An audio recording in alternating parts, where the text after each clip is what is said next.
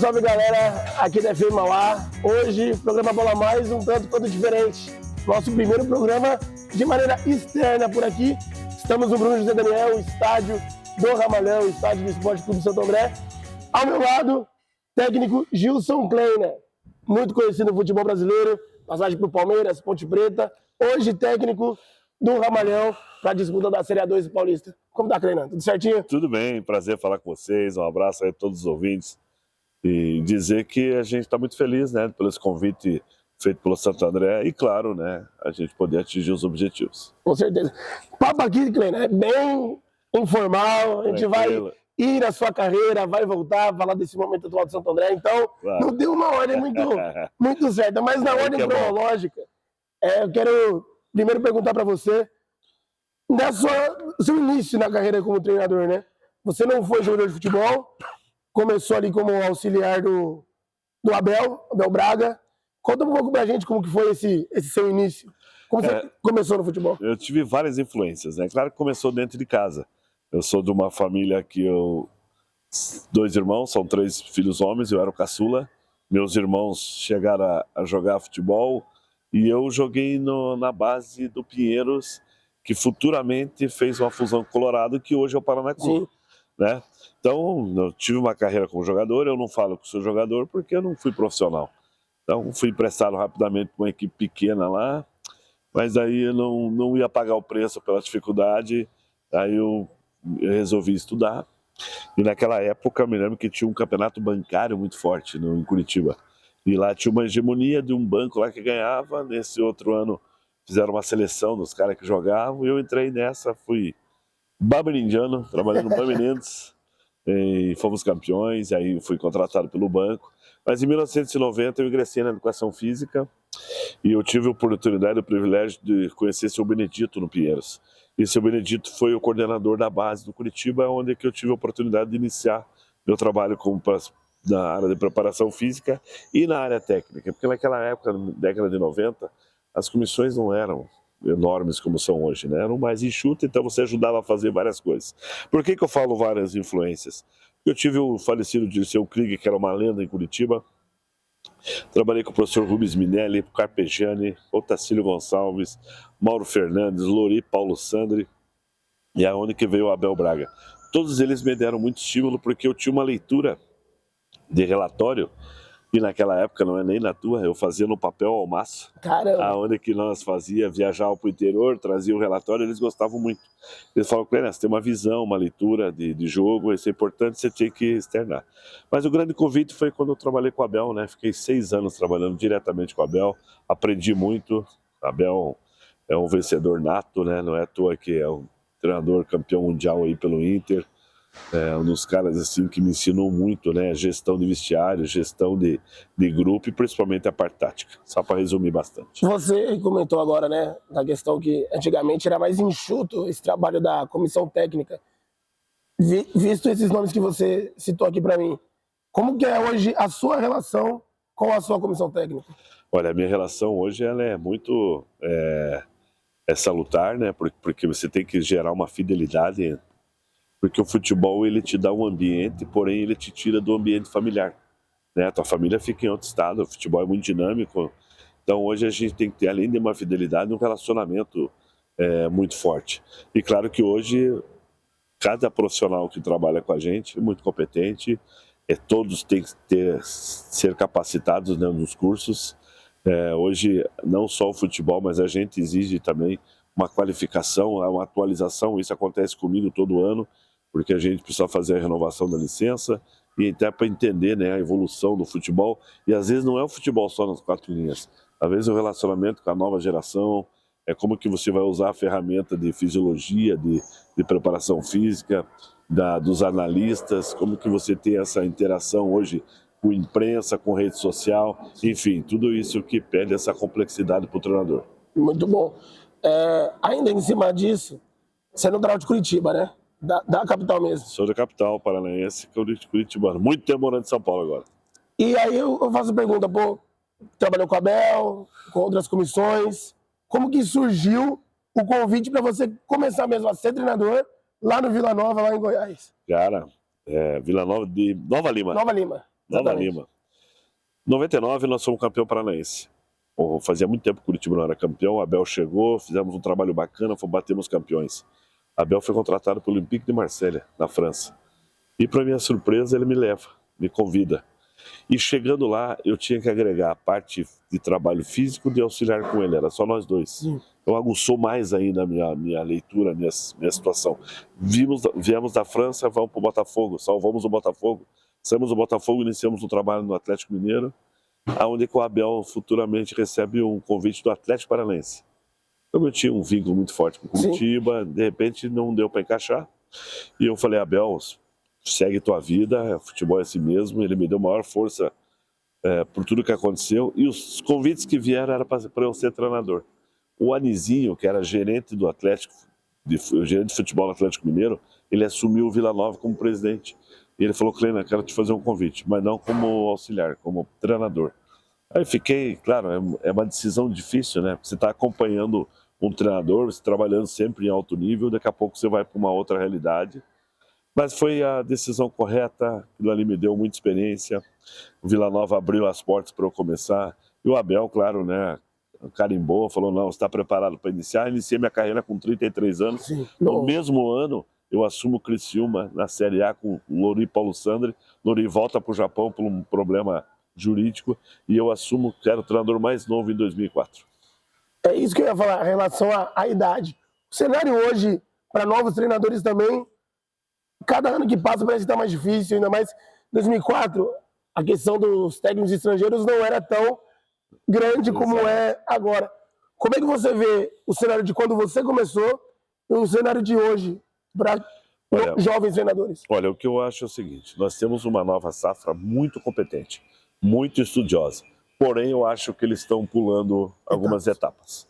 E aí está matando alguns treinadores competentes, porque você estudar o futebol, ele é complexo, claro que é, mas não é só isso. Tem coisas que não está no livro, que é o dia a dia, você a vivência no vestiário, vivência de você lidar com jogadores com perspectiva de liderança muito grande, liderar com equipes que estão na zona de rebaixamento, equipes que precisam ter acesso, equipes que precisam ser campeã. E isso aí o dia a dia que vai te fortalecer, vai te dar experiência. A leitura nos 90 minutos, você saber usar uma comissão técnica, você saber gerir todos esses espaços hoje que o futebol coloca. E às vezes eu acho que coloca um treinador jovem, porém ele não tem essa habilidade ainda para lidar com isso e daqui a pouco morre na casca. Acho que nós tínhamos que ter um pouquinho mais de cuidado e o próprio treinador tinha que ter um plano de carreira, entender em que momento que ele pode assumir uma situação num grande clube, porque o convite ele é satisfatório. Pô, vou treinar num grande clube, mas será que você está preparado para isso? E outra é o seguinte, não sou contra o treinador estrangeiro, desde que eles também têm a qualificação e a exigência das licenças que é colocado para nós. Não existe essa isonomia. Muitos que vieram de lá são aventureiros. Poucos que aqui estão, que são competentes, que aí nós temos que tirar o chapéu, trouxeram conceitos diferentes, que isso é importante, mas eu acho que precisa haver esse equilíbrio. É muito treinador que está no mercado, muito treinador que está querendo trabalhar de qualquer maneira, e sendo que, se você coloca A, B, C, D, são 80 clubes para um país continental. Com certeza. Eu assino embaixo, eu trabalho aqui como jornalismo, mas já comecei a fazer a licença C já, da CBF também, porque eu gosto. Não sei se você sabe, eu trabalhei aqui e acompanhava alguns treinos. Mas eu acho que você precisa se qualificar com a licença C. Mas você tem que ter o entendimento que a licença C vai me dar condição, eu estou preparado para pegar um sub-17 e um sub-15. Eu acho que aí a hierarquia, acho que é essa aí a vai crescendo, exatamente. Para você dizer, de repente você tem a capacidade de ministrar um treino profissional, mas tem outras coisas que você precisa aprender. Não é só isso, né? Então eu acho que é isso que está fora. Precisamos ter um pouquinho de calma para a gente voltar a ter os treinadores brasileiros lá fora e de ponta aqui dentro. Vamos voltar a falar da carreira, Kleina? Porque eu fiz a pesquisa, né? Trabalho de jornalista tem que fazer pesquisa. Eu vou chegar da onde eu te conheço, a gente vai chegar nesse papo. Mas eu pesquisei que seu primeiro título como treinador profissional foi no Coruripe, lá em 2006, no Alagoano. Como que é a sensação, cara? Jovem ainda, não tinha 40 anos. Não, eu tinha 38. Como 38.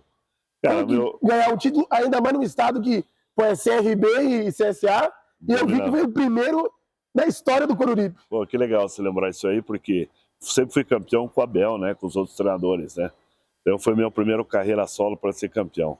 Eu me lembro que eu recebi o convite e quem me ligou foi um centroavante chamado Calmon, que o diretor lá nem queria falar comigo. O Calmon falou: Kleina, vem nos ajudar, mas aonde você tá? Eu falei: tá em Coruripe. Eu falei: Coruripe? Aonde que é isso? Ele falou: cara, nós estamos aqui, um projeto com o deputado na época, o seu João Beltrão. Aí ele entrou em contato comigo e vieram me buscar em São Paulo.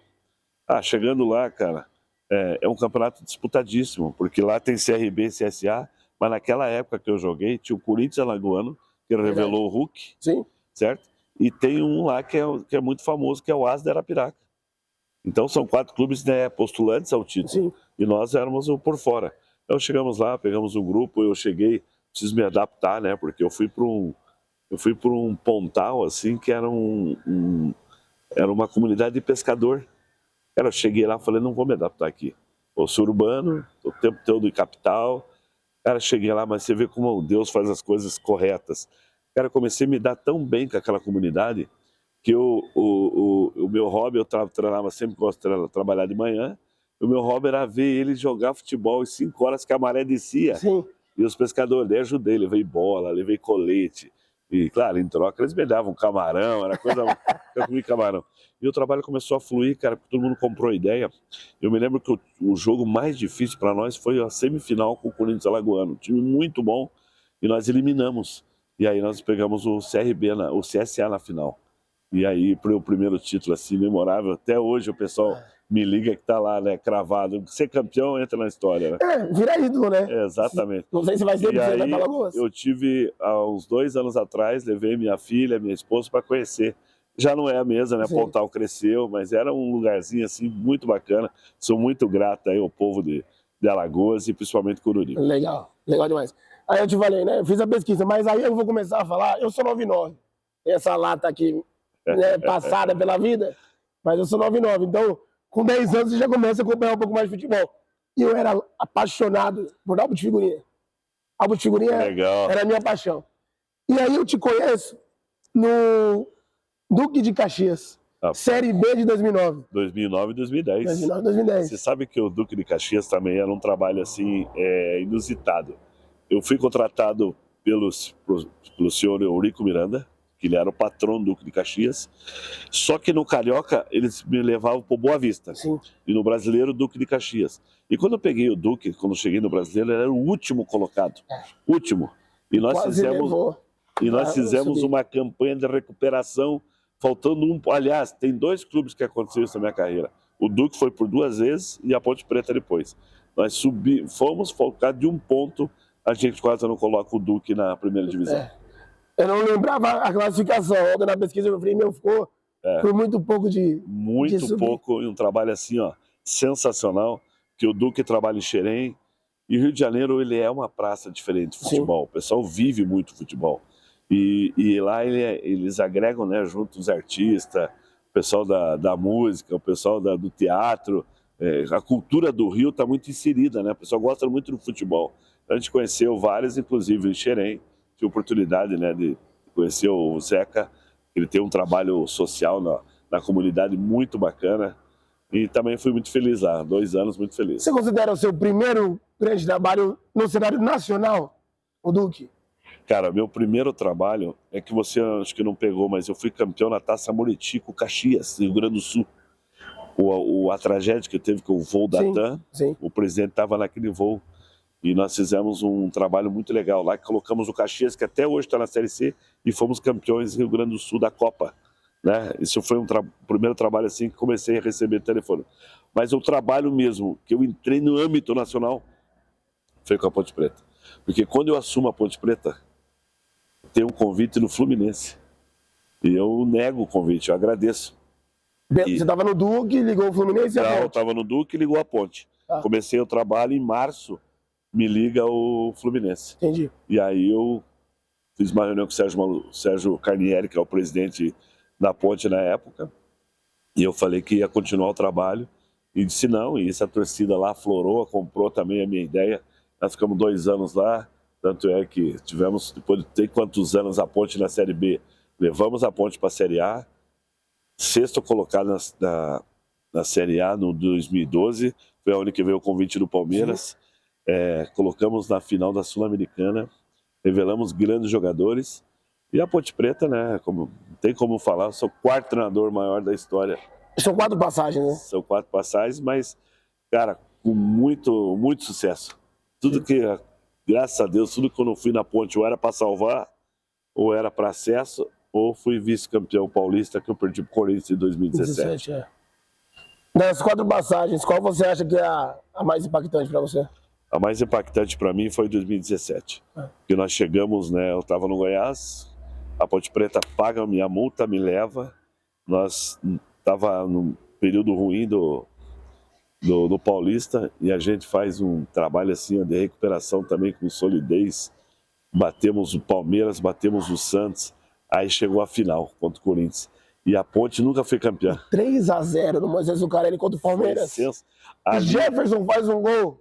Eu lembro até arrastou, hoje. Né? Eu lembro até hoje esse gol do Jefferson. Nossa, Fernando Praz, eu me lembro que eu tinha levado o Fernando Praz, né, pro Palmeiras. E terminou o jogo, ele nem quis falar comigo, nem cumprimentou, mas eu entendi, né, a revolta. Mas ali é o seguinte, ali eu passei uma sensação dizendo assim, ó, cara, eu vou dar o primeiro título à torcida. Putz, cara, mas daí o primeiro jogo a gente não foi competente, perdemos alguns atletas importantes, né, naquela decisão. Mas assim, ó, coisas que me marcaram, essa da Ponte Preta, o acesso da Ponte Preta em 2011, a arrancada de 2018, que nós arrancamos de 10 jogos, ganhamos 7, empatamos 3, só que perdemos o número de vitórias para o Goiás. E o trabalho de reconstrução no Palmeiras, que ali foi um trabalho de 2 anos que colocamos tudo para o Palmeiras novamente, né? Paulistão, Copa do Brasil, Libertadores e Série A. Então foi um trabalho de reconstrução muito bacana. A gente já falou do Palmeiras, só para fechar aqui a ponte, esse time que você está falando de 17, o ataque era Potker, Luca e Cleison. Todo mundo vingou, né? Todo mundo vingou. Potker pro Inter, Luca e Cleison pro Corinthians. É verdade. Bem lembrado. Esse time da ponte, eu achava que... Fernando Bob, Wendel e Cajá. Jefferson na direita. Jefferson na direita, Wendel na esquerda. Marlon, que tá no Cuiabá. E Fábio Ferreira, zagueiro. Não, todo mundo, não é só o ataque não, todo mundo virou. Todo mundo foi. É verdade. Todo mundo foi. Eu, né, como espectador da sua carreira, eu pensei que você ia falar do primeiro time de 11, que também era muito bom. O time que chegou na final da Sul-Americana. Tinha Fernando Bob, depois jogou no Corinthians, que é o nome dele agora. Volante. Jogou no Vasco. O Bastos, Felipe Bastos. Isso, bom. Mas daí já não era comigo, né? Sim. Nós demos a Sul-Americana e eu fui pro Palmeiras. Aí a final foi com o Jorginho, no Pacaembu. Perdeu pro Lanús, verdade. Exatamente. Se citou o Palmeiras, vamos começar aqui a falar do Verdão. O gigante. Vai pegar uma boa parte aqui da nossa entrevista.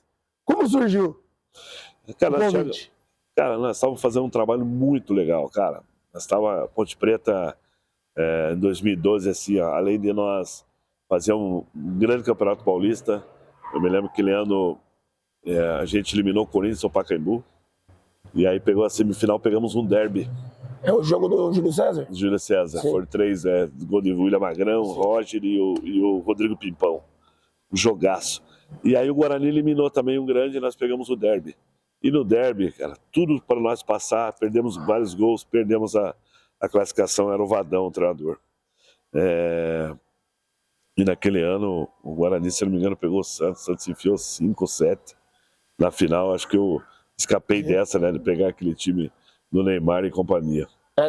Nos 2 jogos, né? E fomos bem, cara. Aí fortalecemos para a Série A. Aí começou a Série A, um time muito bom. Aí ganhamos o Cruzeiro, lá no Mineirão, no Independência. Aí volto pro hotel, daí tem um telefonema 0 São Paulo, vários telefonemas, falei, ué. Aí bate um telefone 10h30 da noite, César Sampaio. Ô, Kleina, tudo bem? Aqui é o César Sampaio, estou com o presidente Arnaldo Tironi. O Filipão acabou de se desligar e nós queríamos fazer um convite para você vir treinar o Palmeiras. Faltavam, acho que 10 ou 11 jogos, precisava ganhar 9 para escapar. Cara, mas era um convite daí. Aí eu falei, não, então foi o seguinte, eu não posso falar nada agora, mas amanhã eu chego 11 horas em Campinas, te prometo que eu vou no escritório do Sérgio Carnielli e até umas 14 horas eu te retorno. Não, então tá bom, eu tenho que ser assim. Cara, não conseguia, o Sérgio não queria me liberar, veio toda a diretoria. Me lembro que foi um apelo ali que eu falei, gente, mas é o grande momento, eu preciso dar esse salto, tá tudo encaminhado já. Estamos na Série A, não cai mais, tem Sul-Americana, o time tá redondo, e o Palmeiras veio e pagou também a multa. E aí me apresentei lá no quiosque. Então foi um convite assim. Quando nós chegamos era um grande elenco, né? Vou trabalhar, claro, com os atletas, vamos lá, Valdívia, Thiago Era um Heleno, momento delicado, mas o Marcos time era bom. Assunção. Pô, era o Filipão, tava falando pra eles, daqui a pouco o Gilson Kleina dando ordens. Mas ali, cara, daí mostrou minha personalidade e mostrou minha competência com o conteúdo. Eu conquistei eles com o conteúdo. E depois, o dia a dia, a gente foi conquistando. Mas ali, 3 jogos, 3 vitórias, pô, criou uma expectativa, mas depois as coisas não andaram. Eu peguei um vestiário difícil, que a vaidade imperou. Isso aí foi muito ruim.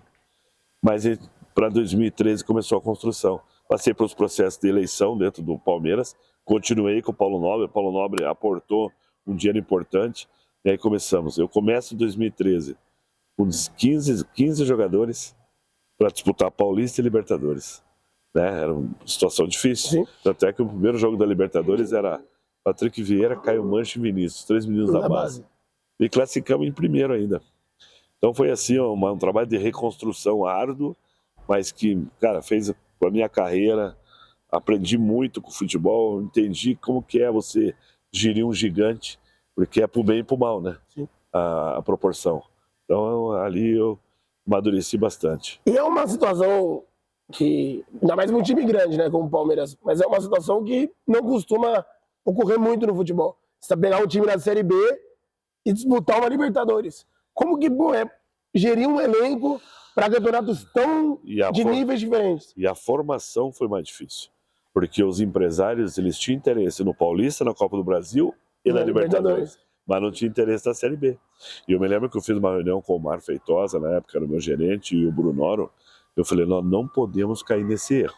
Se nós for trabalhar 2 equipes no ano, pela cobrança que tem a camisa do Palmeiras, nós não vai dar tempo, vai desandar. Então nós não podíamos aceitar. E aí a gente teve um poder de convencimento, a camisa do Palmeiras é muito forte. O Palmeiras estava na Série B, não é da Série B, né? Tanto é que depois daquela construção, só vê o tamanho que ficou ainda o Palmeiras. Mas foi um trabalho assim bem bacana, porque além de nós trazer jogadores importantes, eu tive que tomar umas decisões muito difíceis. Primeiro, eu coloquei o Barcos no Grêmio por 5 jogadores. Com a torcida do Palmeiras, isso era loucura, mas nós não tínhamos condições de manter o Barcos. E eu tinha condições de fazer uma equipe. Aí mandamos o jogador para o Cruzeiro, veio 4, 5. E fomos montando dessa maneira. Mas aonde que nós fomos muito felizes? Começamos a atingir metas individuais. Primeiro, o Valdívia era muito criticado, voltou a ser o Valdívia. Fizemos um trabalho muito legal com ele. Voltou a ser convocado para a seleção do Chile. O auxiliar do Sampaoli colocou ele dentro do CT para acompanhar, ver o que estava acontecendo com o Valdívia jogando futebol. O Leandro foi convocado para um jogo da Bolívia. Foi artilheiro da Série B. O Henrique, na Série B, foi para a Copa do Mundo. Copa do Mundo. Entendeu? Numa das confederações, né? 13 confederações. Não, 14 ele foi para a Copa do Mundo. 14 ele vai dar banho. Ele estava no elenco. Nós conseguimos Luiz Felipe vender para o Benfica, Vinícius virou um jogador aí que foi para fora, Caio Mancha, Patrick Dibal, Patrick Vieira. A gente alavancou a base do Palmeiras também e trouxemos pilares, né? O Fernando Praz me ajudou muito nessa situação. Ele bancou, o Fernando foi um que me ajudou, porque ele fez isso e ficou na Série B. E na Série B a gente destoou, né? Fez uma Série B, foi campeão, com rodadas de antecedência, todo mundo levando a sério. E aí em 2014 começou um trabalho muito bacana. E aí, infelizmente, fomos perdendo. O Valdívia foi para fora, Henrique foi para o Napoli, Luiz Felipe foi para o Benfica. Fomos perdendo os jogadores. Inclusive, perdi o Allan Kardec para o São Paulo. Ele só pulou de música. A Série A começou a enfraquecer. Eu me lembro que fiz uma reunião, falei, precisamos contratar. Aí veio uma coisa que eu fiquei um pouco chateado, né? Porque na minha vez não contrataram. Aí contrataram o Gareca, na semana do Gareca, aí contrataram 4 argentinos, aí entrou. Mas isso é uma coisa que eu nunca vou entender. Depois que mandaram embora, apareceu o dinheiro para contratar. Né? Isso aí me marcou, porque se a gente tivesse feito as contratações no momento, tinha certeza que... Porque na minha cabeça eu entendo assim, ó, agora eu vou brigar de igual para igual. É a chance também de eu brigar para ser campeão brasileiro, para ser campeão da Copa do Brasil, para ser campeão da Libertadores. Tanto é que em 2014 quase volta para B. Sim. Porque infelizmente com o Gareca são 10 jogos, 10 derrotas. Eu acho que quem salva é o Dorival com 40 ou na última rodada. Pontos no Vitória lá, no Barradão. Exatamente. Se for de contratação, e aí veio na minha mente uma pergunta que eu quero saber como que é para um treinador tá lá montando o elenco, surge o nome do jogador e a torcida fala, eu vou bancar. Tô falando da vaquinha do Wesley. Do Wesley. É um peso, é uma responsabilidade pro treinador. Tem que colocar o cara para jogar porque foi a torcida que ajudou a comprar. Como que foi para você? Cara, você sabe que eu chego bem nesse momento, né? Da vaquinha do Wesley. O Wesley é um excelente jogador, né? Claro que quando você trabalha no Palmeiras, esse tipo de matéria é tudo que a imprensa quer para fomentar. Cara, aí eu fui entender o que estava acontecendo. O Tirone falou, cara, nós não temos para pagar a parcela lá da Alemanha. Então a torcida quer fazer uma vaquinha. Olha, é tipo o que está acontecendo hoje com a torcida do Corinthians para pagar o Itaquerão, né? Então, cara, é o lado emocional do negócio. Mas momento algum eu fui obrigado a escalar o Wesley, não teve essa pressão. Lá você tem a pressão do resultado. Agora, se vai jogar com A ou com B, a responsabilidade é minha. E o Wesley entendeu muito bem também, porque eu sei que nós íamos viajar e ia jogar. Os caras pegavam no pé dele, o jogador da vaquinha aí. Então, foi um negócio assim, simbólico, mas porém, com muita responsabilidade, não respingou nada para mim. Você falou de torcida do Palmeiras, torcida de time grande, né, como um todo. Como treinador, você vê que a pressão, que o momento que você pegou do Palmeiras era, completamente diferente do que é o momento de hoje. Mas a pressão, às vezes, na torcida, ela quebra o vestiário, ela deixa o vestiário realmente completamente abaixo, ou você vê mais como, é um chamariz a mais, é uma chama que acende no vestiário para o pessoal performar. Trabalhar no Palmeiras, eu te digo o seguinte, você sempre está em alerta. A torcida não deixa entrar na zona de conforto. Eu e os jogadores. Não tem como. Se você tiver uma sequência de mau resultado, eles vão te cobrar, porque é enorme. Eu me lembro que nós tivemos um jogo ruim na Libertadores e nós perdemos para um time que era o time, acho que mais fraco. Nós tivemos uma reunião no aeroporto. Eles pegaram nós no aeroporto lá na Argentina para conversar e tal. Me lembro que teve até uns problemas lá. Mas isso quer dizer o quê? Todo jogador que vem, por isso que tem jogador que não joga em time grande. Não aguenta essa pressão, tem que ter muita personalidade e o treinador tem que ter muita convicção. Se você não tiver convicção, primeira vez que o jogador começa a errar, vai bem, a torcida chia, começa a vaiar, você tira, você perde o grupo e você não vai ter a convicção no seu trabalho.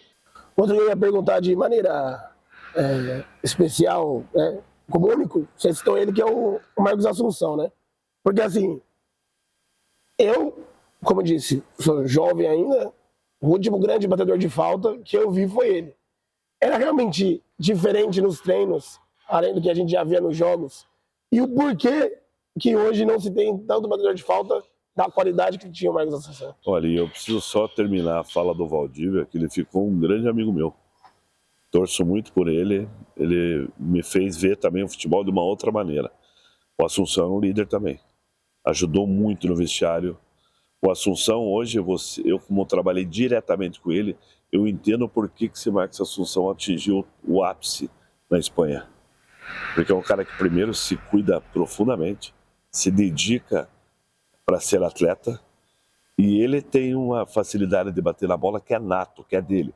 Porém, existe uma coisa que ele aperfeiçoava o talento dele, que era o treinamento. Ele mandou fazer uma barreira. Barreira normalmente tem 1,90 m, ele colocava uma barreira de 2 metros. Todo final de treino, era 30, 40 bolas, o Marcos Assunção ia lá e batia. A batida dele era... Então ele treinava de várias distâncias, de vários momentos de ângulo diferente, mas exigia, porque ele sabia que a barreira pulava e a barreira andava. Sim. Então ele atrasava um pouquinho a bola e pegava muita batida. Então ele tem o talento, mas treinava para isso.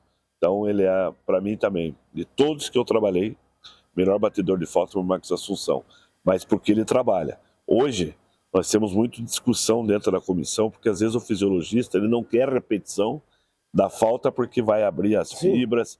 Mas para que passar essa informação? Às vezes está na cabeça. Né? Eu acho que tem que saber usar a ferramenta, mas ela não pode ser determinante.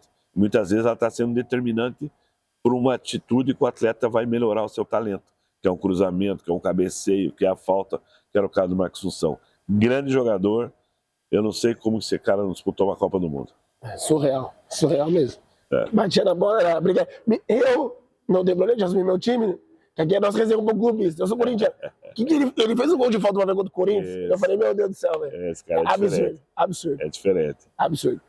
A gente já passou da meia hora pré-estabelecida aqui, mas pra gente já ir encerrando o papo, vamos começar a falar um pouco do momento atual, do Santo André. Se tiver, claro, mais alguma coisa que você lembre da sua carreira, aqui tá aberto pra você falar também, tá? Só por conta do tempo, realmente. Fala um pouco desse seu atual momento, né? Chegar aqui no Santo André, você vem de 2 campeonatos paranaenses, né? Um com o Azures, outro com o Cascavel. Como você tá vendo esse momento da sua carreira, com todo respeito ao Ramalhão, ao Cascavel, ao Azures, mas no momento em times de pouco expressão no cenário nacional atualmente, né? Você é campeão da Copa do Brasil e tudo mais, mas atualmente não estando no cenário nacional. Olha, eu vou te explicar. Eu fui para vários clubes e não peguei gestão. Peguei um clube assim, sempre com planejamento atropelado, e aí as coisas não aconteceram. Faz 2 anos que eu peguei clubes assim e não aconteceu conquista. Eu sempre tenho uma conquista no ano. Então o Azures me fez um projeto muito bacana. Haja vista que nós demos um calendário anual para o Azures, né? Que é Copa do Brasil, Paranaense e um brasileiro. No Cascavel da mesma maneira, né? Mas tem gestão, tem planejamento organizado, você fica tranquilo. Só que desses 2 trabalhos que eu fiz, eu atingi o objetivo, mas não tinha a repercussão que eu queria. Então eu quero voltar para São Paulo, eu tenho vários paulistão na primeira vez que eu vou disputar A2. Mas o Santo André também não é um time da A2, eu acho que é um time da A1. Com certeza. Então, para mim, eu vejo com bons olhos esse início de trabalho meu aqui. Vamos reconstruir juntos, temos que reconstruir.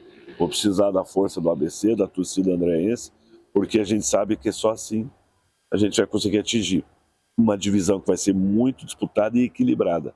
Então, quando o presidente Celso me ligou, fazendo o convite, porque eu não estava iniciando um trabalho aqui, que estava iniciando era um outro profissional, eu estava indo para um outro estado para fazer um trabalho anual também.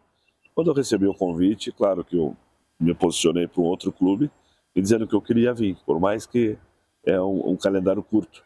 Mas eu entendo que aqui tem uma vitrine, aqui a gente pode desempenhar um trabalho legal, por mais também que o Santo André vem de uma receita agora muito baixa, né? Estava a 1 esse ano e caiu. Então a gente sabe que é uma realidade, passa para uma outra realidade. Mas eu acho que esse é o desafio. Então estou muito feliz, espero que aconteça sempre que aconteceu, para voltar mais uma vez ter sucesso com a equipe paulista. Ainda em cima dessa montagem do elenco, como você disse agora, chegou já no meio de um processo que tinha outro profissional, mas como é chegar, observar o elenco estava sendo montado e falar, pô, na minha opinião isso dá, na minha opinião isso não dá, nesse curto espaço de tempo, como que foi essa troca, e se o elenco que vai atuar A2 tem um pouco da sua cara também? Olha, na verdade, é claro que a gente diverge, né? Porque todo treinador ele tem uma formatação e ele tem uma ideia. Mas se você não consegue colocar essa ideia, você vai ter que colocar os conceitos para implementar dentro da estrutura de jogo que estava sendo montada. Então eu não posso ser engessado, eu não posso ser Gilson Kleina, detém só esse sistema. Então eu tenho que ter entendimento, eu tenho que ser um treinador do Santo André e não um treinador de que outro trouxe A ou B, C. Se você tem outras condições de trazer, até tinha condições de indicar. Mas como você falou, o processo já iniciou. Então eu tenho que respeitar. A gente passa o mesmo problema que passou em outros clubes. Aqui o calendário é mais curto, é até abril. Às vezes o empresário ele quer deixar já tranquilo o atleta dele anual, mas de repente ele não tem a noção do que é um atleta dele despontar no Campeonato Paulista, mesmo seja A2. Porque a vitrine, a visibilidade ela é muito grande. Se você pegar a A2, nossa, tem Ituano que está na C e tem a Ferroviária que está na B. Está na B, exato. Né? Então, quer dizer, já tem duas equipes que estão olhando aqui. Do lado aqui, tem São Bernardo que está na 1 Paulista. Está na 1 tá e está na C no Série C Brasileiro, também, exato. né? Aí você pega um Paulistão que tem... Os grandes estão na Libertadores, Copa do Brasil, Paulistão, Guarani e Ponte Preta que caíram, que, infelizmente, estão na Série C, que muitas vezes os analistas de mercado, eles vão olhar primeiro esse mercado. Sim. É isso que eu estou tentando colocar na cabeça. Muitos estão até me entendendo, até pelo nome que a gente tem um pouquinho, tem uma credibilidade para poder trazer. Os outros acham que não, que é muito, muito arriscado. Mas, enfim, eu vim por esse desafio e espero que as coisas aconteçam. Você fala, né, de reformular, o Santo André voltar para uma 1 e principalmente pensando em futuro voltar para uma Série D, né, voltar a disputar brasileiro.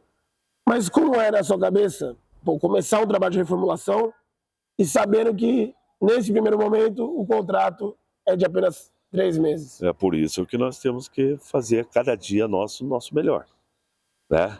Eu quero ser um treinador que, se eu não conseguir atingir o objetivo, melhorar o atleta, melhorar o Santo André e melhorar até como pessoa. Porque o líder, eu não quero ser o queridinho como líder. Eu quero que você entenda o que você pode melhorar, eu como líder, potencializar você. É isso que eu estou pregando na cabeça deles ali, pingando na cabeça deles. A camisa nós temos, a história nós já temos. Sim. Nós precisamos ter a execução disso. Agora, a execução disso, só vou ter a certeza para começar os jogos, os treinos e o campeonato propriamente dito dizer, pô, esse jogou aqui e sustentou lá na pressão. Então é assim, são as variáveis que vai fazer com que em 3 meses todos nós possamos estar empregados no Campeonato Brasileiro. A gente está aqui no Brunão, está até de fundo aqui, o campo, né, o estádio, e vai ser palco da Copinha desse ano de 2025. Até já fazendo um convite aqui, a firma lá vai transmitir os jogos do Santo André na Copinha aqui em loco. A gente já está fazendo uma boa expectativa para essa Copinha, voltando após 2 anos aqui ser sede. Sei que o trabalho ele é de curto prazo, mas tem como olhar também para a molecada da base do clube? Como é que você enxerga? Sem sombra de dúvida, isso faz parte do meu legado até como treinador. Inclusive, sexta-feira que vem, nós vamos fazer o nosso primeiro trabalho de conjunto com a base, né? E com certeza a gente vai observar a base. Nós estamos com um grupo enxuto, de repente, por que não 1, 2 meninos não estar compondo o profissional para o Paulistão? E a mesma coisa é muito bacana ver que o Santo André será sede aqui e das equipes que vem é o Corinthians. Corinthians, exatamente. Né? Então, movimenta isso. A gente vai estar aqui, a gente vai estar atento, olhando, esperando que o Santo André na Copinha faça um grande campeonato. Fechando parte de Série A2. Você já falou do Ituano, já falou do Ferroviária. A gente pega, o próprio São Bento, São José, Grêmio Prudente. O Grêmio Prudente subiu da 3 e está vindo com uma bala boa. O Juventus, que sempre chega pelo menos entre os 8. Está investindo também o Primavera Indaiatuba. Também. O que você acha mais difícil? A qualidade técnica realmente da 2? Ou então, diferente do Paulista Série A1, não tem chave, é todo mundo contra todo mundo, mas tem algumas viagens. O que você acha que é o mais complicado na 2? Questão de viagem, questão de gramado, questão dos times? O gramado já não vai ter isonomia, né? Tanto é que nós somos sintéticos, mas é grama natural, então tem que ver como é que está o estádio. A Federação Paulista, ela sempre foi chata nisso, ela sempre fiscalizou. Mas eu vejo assim, quem formar um elenco com reposição mais próximo daquele que você entende como titular. Por quê? Às vezes você perde um titular e você não tem altura. E aí teu sistema ele enfraquece um pouco. Então eu vejo grandes equipes investindo. Eu acho que a logística vai ser para todos. Mas é claro, se você pega... Nós jogamos uma viagem prudente lá quarta-feira, para você jogar de repente sábado, domingo aqui, já de manhã, já pega uma logística que você tem que ser bem estruturada. Tem que investir um pouquinho mais para a gente descansar esses caras para poder correr. Agora, se fez uma coisa atropelada, termina, perde a noite de sono, vem viajando, chega aqui, se tiver algum jogador lesionado até recuperar, Aí fica, enfim, nós temos que ter o estudo disso. Mas eu acho que a equipe que tiver um elenco mais próximo de qualidade técnica, para mim, é o que vai fazer a diferença. Sendo que a A2 ela tem um diferencial, né? Nós temos pontos corridos no início e depois o mata-mata. Se a gente encerra Santo André por aqui, eu vou voltar só para a gente encerrar também o papo, mas 2 perguntinhas que acabou passando. Primeira é, depois do Palmeiras, o que você acha que faltou para você continuar treinando times do primeiro escalão do Brasil, vamos colocar desse jeito? A gente sabe da história da Ponte, você pegou a Chapecoense, você pegou vários times aí, também ascendentes no cenário nacional, mas de primeiro escalão de fato. O que você acha que faltou para você continuar? Olha, quando eu saí do Palmeiras, eu tive 2 convites, ao Shabab e o Vasco, né? E eu optei por Bahia, que eu tinha um planejamento no Bahia, no contrato de 2 anos. Mas eu acho que o que me deu problema foi com a estrutura do clube e no momento que o clube estava passando. Eu cheguei lá, teve greve dos atletas e com parte financeira seríssima. Isso aí afetou meu trabalho. Aí eu fui para Chapecoense, 2 anos. Levamos para Libertadores. Trabalho muito bacana. Ali eu entendia que tinha que voltar para o primeiro patamar. Mas as coisas não aconteceram. Aí ficou Criciúma, Chapecoense. Aí fui para Ponte Preta de novo. Mas agora estamos galgando para poder voltar aos grandes, né? Eu acho que o futebol estendeu muito. Dá para ver aí treinadores estrangeiros aí, Jorge Jesus com 70 e poucos anos, voltando, né, retomando também sua carreira em Portugal. Acho que todos oscilam. Eu faz uns 2 anos que eu oscilei, mas a minha vontade e brilho nos olhos é voltar com o Santo André, com o calendário para os grandes e também voltar em outro patamar. A gente sabe que o futebol, muita gente fala, né? O futebol tem hora que é um tanto quanto injusto. Você passou por alguma injustiça no futebol e também no outro cenário. Pô, nesse momento aqui, as portas foram muito abertas para mim, fui muito bem tratado. Tem alguma situação que você pode falar que sofreu algo negativo e algo muito positivo na sua carreira? Cara, o lado positivo, cara, é que eu atingi muito mais os objetivos muito mais sucesso do que fracasso. Então sempre eu entendi o momento do clube. Então acho que para mim esse fez o diferencial. Acho que a parte negativa é eu ter tido algumas oportunidades, como você falou, e fui preterido por uma outra situação. Hoje a realidade do treinador brasileiro na Série A, ele ficou um pouco mais estreito, porque os estrangeiros estão vindo cada vez mais. Aquilo que eu te falei, eu acho que tem treinador estrangeiro muito bom, mas como tem treinador estrangeiro que foram equivocados e aventuraram. Fizemos todas as qualificações possíveis dentro da CBF, tanto é que eu sou um dos treinadores que tem a licença Pro, né, que na época tinha que ser convidado para fazer isso. E eu estou entendendo que o mercado agora é para a gente voltar com isso, com tudo, mas vai depender muito do campo, né? Infelizmente, às vezes o teu trabalho ele não é avaliado pelo dia a dia, ele é avaliado somente pelo resultado. E isso que é ruim, mas é uma concorrência aí que nós temos que entender. Quero voltar também a fazer o Paulistão, espero ser com o Santo André na 1, sei que não vai ser muito trabalho, e ao mesmo tempo poder voltar para outros patamares, é aquilo que eu te falei. 5-5 ainda tem muita lenha para queimar. Com certeza. Kleina, muito obrigado. Para mim foi uma honra, um prazer demais trocar assim um pouco mais de meia hora de papo com você. Espero que você tenha gostado. Muito obrigado por ter aceito o convite. A FM Mauá está trazendo agora, né, essa parte de esportes. Pô, um treinador de seu calibre começar nesse projeto com a gente é muito importante para nós. Pô, eu que agradeço. Pô, um abração aí, sucesso para vocês. Tenho certeza que nessa linha aí vocês vão longe. E mandar um abraço aí para os ouvintes de vocês. E torcer pro Ramalhão aí, né? Pro Santo André. Tá no Paulistão A1 do ano que vem. Galera, muito obrigado. Quem acompanhou aqui no YouTube, quem acompanhou aqui na rádio, FM Mauá, com o Gilson Kleina, essa entrevista fantástica. Segue a gente nas redes sociais, @BolaMaisOficial, @Rádio FM Mauá, e todas as entrevistas. Vai estar na íntegra no YouTube e os pedaços também nas redes sociais. Forte abraço e até a próxima. Valeu!